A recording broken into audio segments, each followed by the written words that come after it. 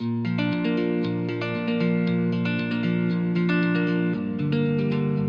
हर महादेव भक्तों, जय श्री राधे। भक्तों, आप सभी को पता है आज से पितृपक्ष की शुरुआत हो रही है। जी हाँ, मैं माधुरी एस्ट्रोलॉजर आप सभी के साथ आपकी फ्रेंड इस वीडियो में आप लोगों के साथ इन्फॉर्मेशन शेयर करने वाली हूँ कि पितृपक्ष में हमें क्या दान करना चाहिए, किस समय हमें पितरों के लिए तर्पण पिंड दान करना चाहिए और भी छोटी छोटी बातें जो आपको ध्यान रखनी चाहिए, वो सभी मैं इस वीडियो में आपके साथ डिस्कस करूंगी। उसके पहले ना एक आप सबसे एक रिक्वेस्ट है, वीडियो को और भी लोगों के साथ अपने व्हाट्सएप ग्रुप में प्लीज शेयर करें। करना क्या है, सिर्फ वीडियो को कॉपी करना और पेस्ट करना है। इतने से काम करने से आपके लोगों को इन्फॉर्मेशन मिलती है, दूसरों का भला होता है, आपको आशीर्वाद मिलता है। तो आप लोग करेंगे ना मेरी हेल्प? जी हाँ, जरूर करेंगे, क्योंकि आप सब भी तो बहुत अच्छे हैं। चलिए अपनी वीडियो स्टार्ट करते हैं। फ्रेंड्स, आज से ना पितृपक्ष स्टार्ट हो रहा है। पितृपक्ष होता क्या है? देखिए, एक साल में ना 2 पितृपक्ष आते हैं।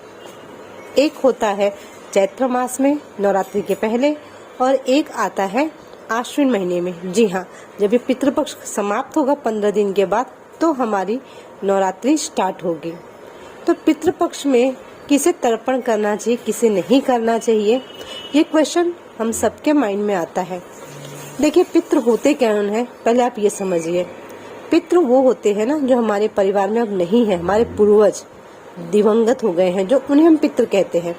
और कभी कभी भगवान न करे ऐसा हो, पर ऐसा होता है कि कोई बहुत कम उम्र में ही किसी की डेथ हो जाती है, या फिर कभी कभी हम अपने माता पिता को खो देते हैं, वो भी हमारे पितृ होते हैं।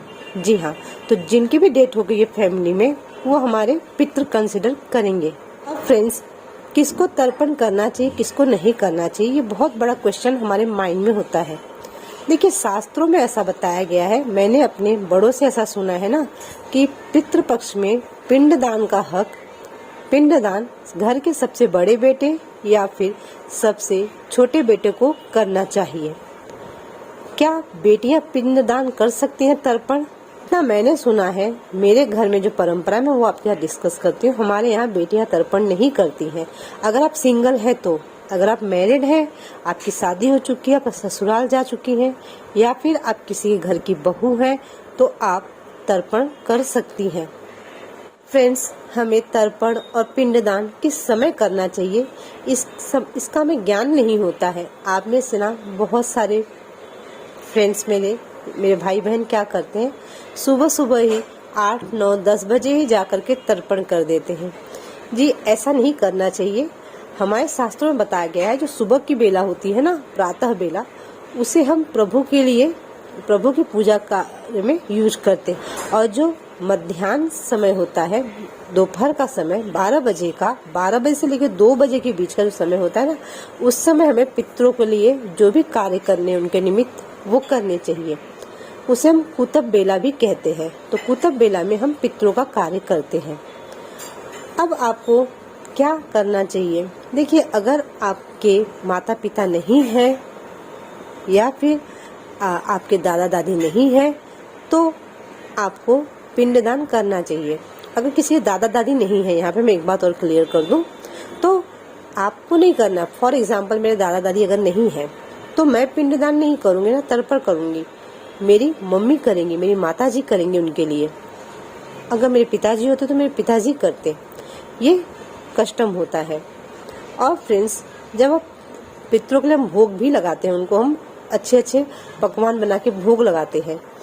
क्या भोग लगाना चाहिए? देखिए, हमें सात्विक आइटम्स का भोग लगाना चाहिए, याद रखें, जिसमें हम ऑनियन, गार्लिक और नॉनवेज यूज नहीं करते हैं। अब आप में से ना किसी का क्वेश्चन हो कि अरे, हमारे पूर्वजों को तो नॉनवेज आइटम बहुत पसंद था, तो हम नॉनवेज भी बना के लगाए ना, क्योंकि ऐसी मान्यता है, हम वो फूड आइटम बनाते हैं जो हमारे पितरों को बहुत पसंद होता है। पर यहाँ पे याद रखिए, अब वो पितृ हैं, अब वो मनुष्य नहीं है, अब वो दिवंगत है। तो हम जिस प्रकार से हम भगवान जी को नॉनवेज का आइटम का भोग नहीं लगाते हैं, ना ही ऑनियन गार्लिक का भोग लगाते हैं, उसी प्रकार से हम पितरों को भी ऑनियन गार्लिक, नॉनवेज, शराब, इन सभी चीजों का भोग नहीं लगा सकते हैं। हमें उन्हें सात्विक आइटम ही बना करके भोग लगाने हैं। भोग लगाने की विधि क्या होती है? जब भी आप पितरों के निमित्त भोजन बनाते हैं, उनको भोग लगाते हैं, तो आपको चाहिए कि आप उसको 5 हिस्से में डिवाइड कर दें। जी हाँ, जिसे हम पंच महाबली भी कहते हैं, वो कैसे दी जाती है? देखिए, आपको 1 ग्रास जो होता है, थोड़ा सा खाना आप निकालेंगे गौ माता के लिए, थोड़ा चींटियों के लिए, थोड़ा कौवे के लिए, थोड़ा सा कुत्ते के लिए और प्रभु जी के लिए। इस तरह से ना हम 5 जगह खाना निकालते हैं। पितरों को तो अलग से हम भोग लगाते ही लगाते हैं। ये विधि होती है भोग लगाने की। अब फ्रेंड्स, एक बात और यहाँ पे याद रखिए कि अगर आपको किस दिन पिंडदान या तर्पण करना चाहिए, अगर आपको तिथि पता है, जिनकी भी डेट हुई है, अगर आपको उनकी तिथि पता है, तो आपको तिथि के दिन ही उनका तर्पण करना चाहिए। वो सर्वोत्तम होता है। पर क्या होता है ना, जरूरी नहीं है सबको तिथि पता हो। हमें डेट पता होती है, तारीख पता होती है, पर हमें तिथि नहीं पता होती है। अगर तिथि पता तो तिथि के दिन करिए, अन्यथा आप सर्वपितृ अमावस्या, जी हाँ, जो अंतिम दिवस होती है, उस दिन आपको पिंडदान तर्पण करना चाहिए। ऐसे बिना हमारे यहाँ बोला जाता है, जिसकी किसी भी तरह से मृत्यु हुई हो, अगर अमावस्या के दिन उनका श्राद्ध किया जाए, उनके लिए पिंडदान किया जाए, तर्पण किया जाए, तो उन्हें सारी चीजें मिल जाती है, उन्हें मोक्ष की प्राप्ति होती है। और फ्रेंड्स, आपके माइंड में एक क्वेश्चन आएगा यहाँ पे कि हम पिंडदान तर्पण करेंगे तो उससे क्या होगा? अब तक तो हो सकता है उनका कहीं दूसरी जगह जन्म हो गया हो, तो उससे क्या, उन्हें क्या फायदा होगा? देखिए, जब आप सत्कर्म करते हैं ना, ऐसा होता है कि अगर आप आज अपने पितरों को कुछ पिंडदान कर रहे हैं, आप तर्पण कर रहे हैं, उनके लिए आप ब्राह्मणों को दान दे रहे हैं। जी हाँ, दान जरूर देना चाहिए आपको। क्या दान करना चाहिए आपको? आपको अन्न दान तो जरूर करना चाहिए। अगर आपकी फाइनेंशियल पोजीशन सही है तो आपको वस्त्रों का दान, चप्पल जूतों का दान, छतरी का दान और साथ में बर्तन का दान भी करना चाहिए। यहाँ तक कि बहुत से लोग तो गोदान भी करते हैं पितरों के नाम से, ताकि वो वैतरणी पार हो जाए। तो अगर आपकी जो भी क्षमता, उस हिसाब से करिए दान। अगर आपकी क्षमता नहीं है, आप दान नहीं कर सकते हैं, तो आपको ऐसे केस में गौ माता की हर रोज सेवा करनी चाहिए। जी हाँ, एकदम सरल विधि हमारे शास्त्रों में बताई गई है कि अगर आप दान नहीं कर सकते हैं ना, तो आपको गौ माता की सेवा करनी चाहिए। आप गौ माता को कुछ खिला दे घर से बना करके, या फिर वहाँ जा करके आप गौशाला से घास लेकर उनको खिला दें, तो भी आपके पितरों को मोक्ष की प्राप्ति होती है। और फ्रेंड्स, अगर आपके पास ये सब भी करने का टाइम नहीं, आप चाहते हैं घर में ही कुछ करने उपाय, देखिए, पितृ पक्ष में ना ऐसा बताया गया है, हमें श्रीमद् भगवत गीता का पाठ करना चाहिए। पाठ करके जो भी हमें पुण्य फल प्राप्त होता है ना, संकल्प लेकर के पाठ करें और संकल्प करें कि जो भी पुण्य फल प्राप्त हो रहा है भगवत गीता के पाठ से, वो आप अपने पितरों को दान कर रहे हैं। अगर आपको नाम पता है तो आप नाम लेकर के उनको दान करिए, या फिर आप दाई बोलिए, मैं अपने सभी पितरों को ये इसका पुण्य दान कर रहा हूँ या दान कर रही हूँ भगवत गीता के पाठ का।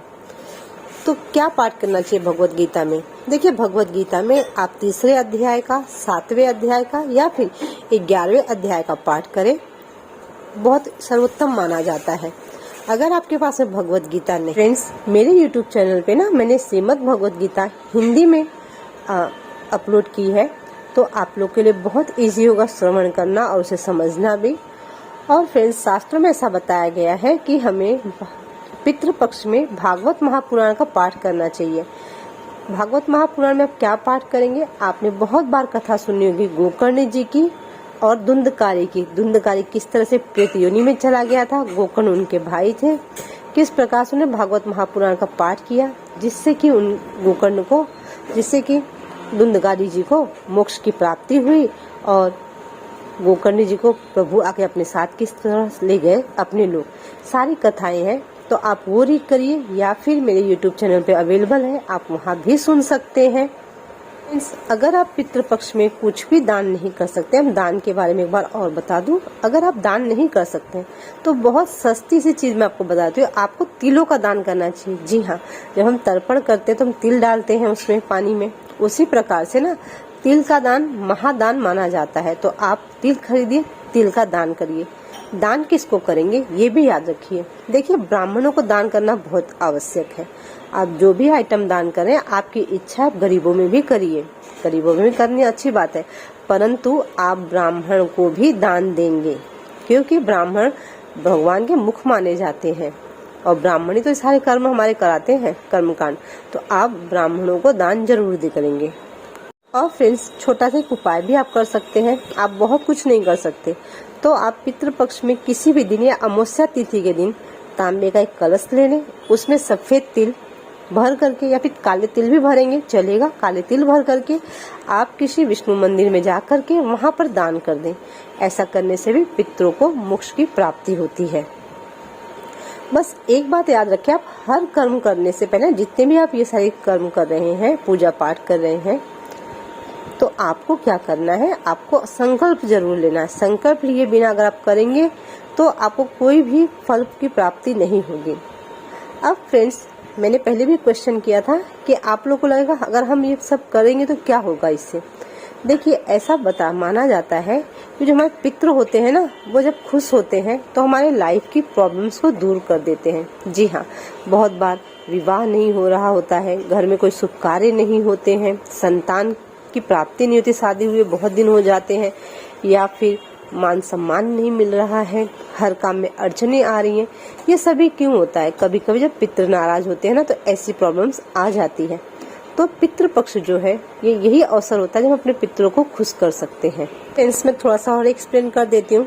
फॉर एग्जाम्पल, हम अपने मम्मी पापा से एक्सपेक्ट करते हैं कि हमें हमारी सारी चीजें मिले जब हम बच्चे होते हैं, ठीक है। इन द सेम वे अब जो संसार में नहीं है, वो कुछ नहीं कर सकती, सिर्फ उनकी एक्सपेक्टेशन होती है ना हमसे कि काश हमारे लिए हमारी जो संतान है, हमारी जो आगे की पीढ़ी है, वो हमारे लिए कुछ करे। इसलिए फ्रेंड्स, हमें ना पितरों के लिए कुछ न कुछ दान धर्म करते रहना चाहिए। और फ्रेंड्स, अगर हम कुंडली की बात करें, जन्म कुंडली की, तो जन्म कुंडली में भी कभी कभी आप मेरे भाई बोलते हैं ना, हमें आपको पंडित जी ने बोल दिया, अरे आपकी कुंडली में तो पितृ दोष है। देखिए, एक बात मैं यहाँ क्लियर करूंगी, मुझे ऐसा लगता है ना कि जो कन्या होती हैं, लड़कियां, उनके कुंडली में ना पितृ दोष नहीं होता है, क्योंकि शास्त्रों में उनको तो बताया ही नहीं गया कि उनके लिए कोई विधान है कि वो पितृपण करें। तो कन्याओं की कुंडली में पितृदोष नहीं होता है। जी हाँ, पुरुष की कुंडली में पितृदोष होता है। जब राहु 5वें स्थान में बैठे हो तो पितृदोष लग जाता है। तो आपको ऐसे केस में अवश्य ही अपने पितरों के लिए तर्पण और दान धर्म करना चाहिए। फ्रेंड्स, ये छोटी सी इन्फॉर्मेशन मैंने ट्राई की आप सबके साथ शेयर करने की। और हाँ, एक और क्वेश्चन आता है, क्या पितृपक्ष में हमें शॉपिंग नहीं करनी चाहिए? क्या हमें नए आइटम्स नहीं खरीदने चाहिए, व्हीकल्स नहीं खरीदना चाहिए? जी हाँ, हमें ये सारी चीजें नहीं करनी चाहिए, क्योंकि ये समय होता है हमें अपने पितरों की सेवा का। तो और जो भी पर्सन पिंड दान कर रहे हैं, तर्पण कर रहे हैं, उनको 15 दिनों तक भगवान जी की पूजा भी नहीं करनी चाहिए, उनके लिए मना होता है। तो अगर आप तर्पण कर रहे हैं तो आपको 15 दिन तक भगवान की पूजा नहीं करनी, क्योंकि इस समय आपके लिए आपके भगवान आपके पितृ हैं, पितृदेव हैं आपके, तो आप उनकी सेवा करिए। फिर अगर आप उनकी सेवा करते हैं तो कोई भी डाउट मत रखिए, भगवान जी आपसे नाराज नहीं होंगे। फ्रेंड्स, अगर आपको और ज़्यादा इन्फॉर्मेशन चाहिए तो आप मुझे मेरे व्हाट्सएप पे भी कांटेक्ट कर सकते हैं। आप सभी को पता है मेरा व्हाट्सएप नंबर 8691873745। आप मुझे यहाँ कांटेक्ट करें, या फिर आप मुझे मेरे इंस्टाग्राम आईडी पे भी कांटेक्ट कर सकते हैं। और वीडियो को ज़्यादा से ज़्यादा डिवोटी से शेयर जरूर करें। एक और रिक्वेस्ट फ्रेंड, मेरी तबीयत थोड़ी सी ठीक नहीं है, इसलिए मेरी आवाज़ क्लियर नहीं है, थोड़ी इरिटेटिंग लग रही है, उसके लिए आप मुझे माफ़ करें। जैसे तबीयत ठीक होगी फिर से आवाज़ अच्छी हो जाएगी। चलिए नेक्स्ट वीडियो में फिर मिलेंगे, तब तक के लिए जय श्री राधे, हर हर महादेव।